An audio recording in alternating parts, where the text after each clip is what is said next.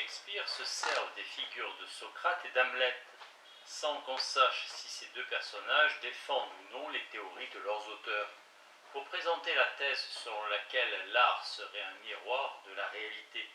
Cette métaphore qui leur est commune les amène pourtant à évaluer de manière opposée le statut cognitif et sans doute ontologique de l'art. Bien sûr, il est difficile de savoir si à cette occasion Socrate ne fait pas preuve de son ironie habituelle, c'est-à-dire qu'il ne sert pas des miroirs comme contre-exemple malicieux destinés à ruiner une théorie illustrée précisément par des miroirs. En tout cas, il devait bien savoir, comme tout un chacun, qu'une image produite par la réflexion d'objets réels dans un miroir ne saurait être en tant que telle une œuvre d'art. Quoi qu'il en soit, la théorie en question ne voit dans l'art qu'une imitation de la réalité, imitation définie comme duplication pure et simple de cette réalité antécédente. Mais si c'est là tout ce qu'on exige d'une œuvre d'art, on n'a pas de critères permettant de distinguer une simple image réfléchie qui pourtant, de l'opinion de tous, n'est pas toujours une œuvre d'art. Des cas plus normaux de mimésis. La théorie nous livre tout au plus une condition nécessaire à la définition de l'art, et il faut donc rechercher une condition supplémentaire. Socrate a peut-être voulu suggérer que si l'imitation exacte est vraiment le but principal poursuivi par les artistes, une tendance qui à ses yeux avait pris de l'importance au sein du monde artistique de son époque et qu'il considérait comme dangereuse. Donc si tout ce qui est exigé d'une œuvre d'art c'est qu'elle soit une copie exacte de la réalité, alors les méthodes courantes de l'éducation artistique s'avèrent superflues, puisqu'il suffit de tenir un miroir face au monde, un miroir dans la main. Tu auras vite fait de produire un soleil avec ce qu'il y a dans le ciel, vite de produire une terre, vite de te produire toi-même et aussi bien le reste. Animaux, objets fabriqués, plantes et tout ce dont on parlait à l'instant. Peut-être faut-il rapprocher cet argument de la méthode qu'affectionnait Diogène. Lorsqu'il voulait réfuter une définition, on sait qu'il avait exhibé un poulet déplumé comme contre-exemple de la définition selon laquelle l'homme est un bipède sans plumes. Si on considère les paroles de Socrate comme un argument de critique artistique, elles préfigurent un geste apparenté de Picasso, qui colla un jour l'étiquette d'une bouteille de Suse sur un dessin représentant une telle bouteille. Par ce geste, il a montré que la tentative de s'approcher au plus près de la réalité au moyen d'ardus exercices académiques est dépourvue de tout intérêt, puisqu'il suffit de choisir des fragments de cette réalité même et de les incorporer à l'œuvre pour réaliser effectivement ce qui, pour la pratique académique la plus exercée, ne saurait dépasser le stade de l'aspiration. Pourquoi voudrait-on avoir des doubles d'une réalité qui nous est déjà donnée ? Quel pourrait en être l'intérêt et l'utilité? À quoi pourraient bien nous servir des images du soleil, des étoiles et du reste de l'univers, puisque toutes ces choses nous pouvons déjà les voir et que dans un miroir nous ne découvrons rien qui ne soit également visible sans lui. Socrate n'arrivait pas à comprendre ce qu'on gagnerait à détacher les apparences des choses du monde réel pour les représenter sur une surface réfléchissante. Et en effet, si la mimésis se réduisait à une vaine duplication de l'apparence des choses, la perplexité de Socrate quant au statut de l'art défini de la sorte aurait été parfaitement justifiée. Cependant, même les miroirs, quelle que soit la relation qui les lie à l'âge classe des imitations, possèdent certaines propriétés cognitives remarquables auxquelles Socrate s'est montré étonnamment insensible. Grâce à eux, nous pouvons voir ce qui autrement nous resterait caché, à savoir notre propre personne, en prenant en compte cette asymétrie des images réfléchies. Hamlet a donné beaucoup plus de profondeur à la métaphore de l'art comme miroir. Selon lui, les miroirs et par extension les œuvres d'art ne se bornent pas à nous renvoyer ce que nous pouvons savoir sans eux, mais nous servent d'instruments d'auto-révélation. Cette thèse implique une épistémologie complexe qui mérite qu'on s'y attarde un moment. Pour commencer, prenons le cas de Narcisse, qui, d'après Léon Battista Alberti, quelle que soit l'autorité sur laquelle il se fonda à l'occurrence, était considéré par l'Antiquité comme l'inventeur de la représentation artistique.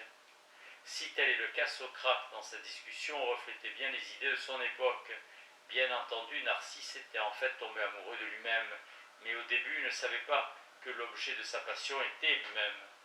En un premier moment, il s'amouracha de son image reflétée par la surface lisse d'une source cristalline, un miroir naturel. Or, cette image, il la prit d'abord pour un garçon miraculeusement beau, qui le contemplait depuis les profondeurs de l'onde. Il serait passionnant de chercher à reconstruire comment il parvint à inférer qu'en fait c'était sa propre image, et donc lui-même, qui exerçait sur lui une attirance si obsessionnelle. Après tout, il aurait pu penser que le monde réfléchi par l'eau était une réalité alternative, impénétrable et accessible uniquement à nos regards, comme l'est le monde du cinéma. Dans ce cas, il aurait pu expliquer l'impossibilité de consommer son amour, impossibilité qui allait causer sa mort, en la référant à autre chose qu'aux limitations anatomiques qui nous sont propres.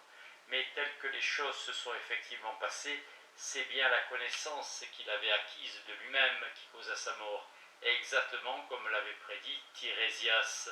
C'est là une leçon de choses en matière d'épistémologie du suicide, que ferait bien de prendre au sérieux tous ceux qui pensent que le célèbre impératif cognitif de Socrate, connais-toi toi-même, peut être suivi impunément. Certes, Socrate lui-même n'aurait eu que du mépris pour des considérations de ce genre, le destin de Narcisse n'étant à ses yeux que la conséquence d'un engouement pour les apparences, donc précisément le genre de choses qui motivait son aversion pour les images réfléchies et la mimésis en général, et qu'il s'efforçait de combattre.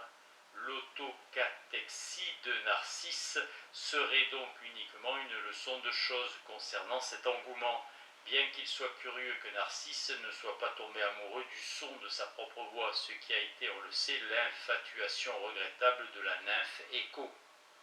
Toutefois, en abordant de cette manière le problème de la connaissance de soi, on fait peut-être preuve d'une compréhension trop superficielle de sa structure effective, du moins si on accepte l'analyse que Sartre en donne. Il distingue la connaissance immédiate et directe que nous avons, ou d'un point de vue philosophique que nous sommes censés avoir, de nos propres états de conscience, de celle que nous avons des objets dont on peut être conscient sans qu'eux-mêmes soient des états de conscience. Je suis conscient d'eux comme objet, c'est-à-dire comme chose de mon monde, mais je ne suis pas conscient de moi-même comme d'un objet, ni par conséquent comme d'une chose du monde. La conscience qui est consciente d'elle-même, et pour Sartre, il ne saurait y en avoir d'autre, et le pour soi. Il s'agit d'une entité qui est immédiatement consciente d'elle-même comme moi, et simultanément du fait qu'elle n'est pas un des objets dont elle est consciente. Rien dans la structure interne du pour soi ainsi défini ne lui permet de se concevoir lui-même comme objet, puisqu'il appartient à un domaine ontologique radicalement différent de celui des simples objets. Jusqu'à ce point, le pour soi ressemble à l'esprit spirit chez Berkeley et les objets aux choses, things, tels que les définit le philosophe anglais. C'est donc une surprise métaphysique imprévisible lorsque le pour soi prend conscience du fait qu'il est aussi un objet pour les autres, qu'il a une existence pour autrui et qu'il participe de ce fait au mode d'existence inférieur des choses dont il s'est toujours distingué. Il est ainsi amené à reconnaître qu'il a pour ainsi dire deux côtés, un côté extérieur et un côté intérieur, alors que sa seule expérience de lui-même, comme pour soi, ne l'aurait amené à aucune de ses conclusions métaphysiquement parlant. Il n'aurait pas eu de côté. Sartre nous offre une illustration vivante de cette expérience en la personne du voyeur, qui n'est d'abord qu'un regard se délectant à travers les trous de serrure de spectacles interdits, lorsque soudain il entend des pas qui s'approchent et se rend compte qu'il est vu lui-même, donc que subitement aux yeux d'un autre il possède une identité externe, celle d'un voyeur. Toute considération morale mise à part, la structure métaphysique de cette découverte est impressionnante. J'apprends simultanément que je suis un objet et qu'un autre est un sujet, donc que ses yeux ne sont pas seulement de jolies taches de couleur, mais qu'ils me regardent. Autrement dit, je découvre que j'ai un côté extérieur, et cette découverte est inséparable de celle que d'autres entités possèdent une intériorité. Il s'agit d'une reconnaissance complexe, surtout dans le cas de Narcisse. Dans le miroir de la source de Thespie, celui-ci contemple pour la première fois son propre visage et sa silhouette, que jusque-là seuls les autres avaient vu. En plus, lorsqu'il se rend compte que c'est lui-même qu'il contemple, il est déjà tombé amoureux de ce qu'il a vu, comme le regard qui le condamne à l'état d'objet et son propre regard renvoyé grâce à la médiation d'une surface réfléchissante. Il est dorénavant maître et serviteur en une seule personne. Sa mort est donc sans nul doute due à ce que Sartre appelle une passion inutile, en l'occurrence celle par laquelle on devient une conscience de soi dont l'extériorité et l'intériorité ne font qu'un. Quoi qu'il en soit, Hamlet a sans doute en vue le fait que les miroirs nous permettent de nous reconnaître nous-mêmes, lorsqu'à travers la représentation de la mort de Gonzague, il veut piéger la conscience du roi Claudius. Pour ce dernier, les modalités de reconnaissance de soi sont encore plus complexes que pour Narcisse, puisqu'il est peut-être le seul membre du public à se rendre compte du fait que la pièce est un miroir, en ce sens qu'elle représente les événements historiques spécifiques qui sont ses propres actes. Ainsi, il sait que ses actions sont des objets pour la conscience d'un autre, à savoir Hamlet, et au moment critique, il se rend compte qu'Hamlet sait que Claudius sait qu'Hamlet connaît l'infâme vérité.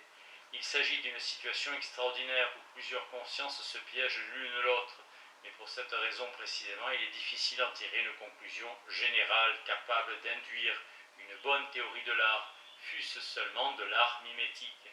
Compte tenu du contexte, l'image de la représentation théâtrale comme miroir proposé par Hamlet est valable, puisque la pièce est censée confronter le roi au reflet de son véritable statut moral.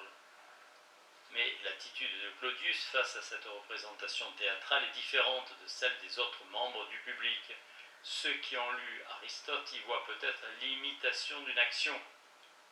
D'autres y trouvent une référence générale à l'inconstance de l'affection féminine et aux errances de l'usurpation politique.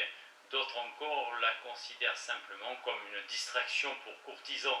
Bien sûr, n'importe qui d'entre nous peut trouver un reflet de lui-même dans telle ou telle œuvre d'art et du même coup, il peut y découvrir quelque chose à propos de lui-même.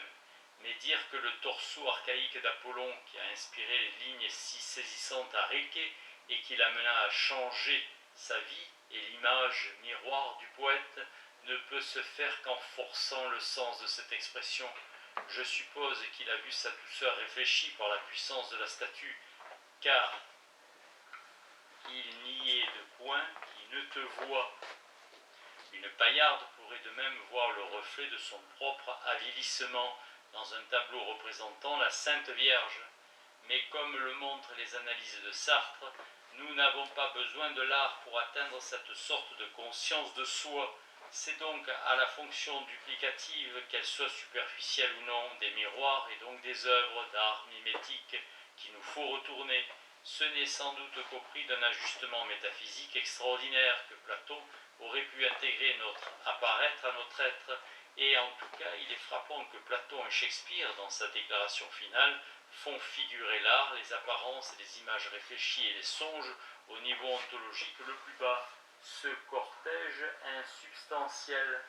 Platon n'a pas vraiment affirmé que l'art était synonyme de mimésis, il a plutôt pensé que l'art mimétique était pernicieux, thèse qui est difficilement compréhensible tant qu'on ne connaît pas les structures métaphysiques complexes qui forment le noyau de la philosophie platonicienne. En premier lieu, il faut rappeler que l'art mimétique se situe à une distance condamnable de la réalité, terme par lequel Platon désigne essentiellement les formes intelligibles. Seules ces dernières sont véritablement réelles, puisque inaltérables. Les choses sont éphémères, mais les formes qu'elles exemplifient sont immuables. Certes, elles gagnent et perdent des exemplifications, mais en elles-mêmes, elles existent indépendamment de celles-ci. Aussi faut-il distinguer la forme du lit des lits particuliers fabriqués par les menuisiers et qui participent de cette forme commune. Ils doivent leur propriété d'être des lits à cette participation et sont moins réels que la forme qui les exemplifie.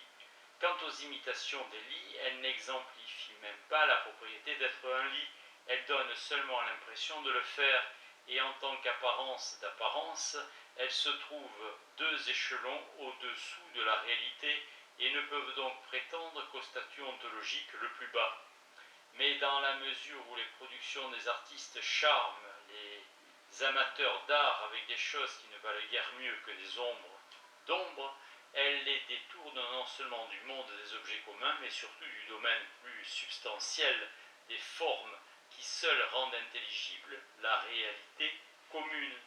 Puisque la philosophie poursuit précisément le but d'attirer l'attention des hommes sur cette réalité supérieure, et que l'art a pour conséquence de les en détourner, les deux activités sont antithétiques, ce qui constitue une deuxième charge contre l'art, compte tenu de l'importance morale ou intellectuelle que Platon assigne à la philosophie.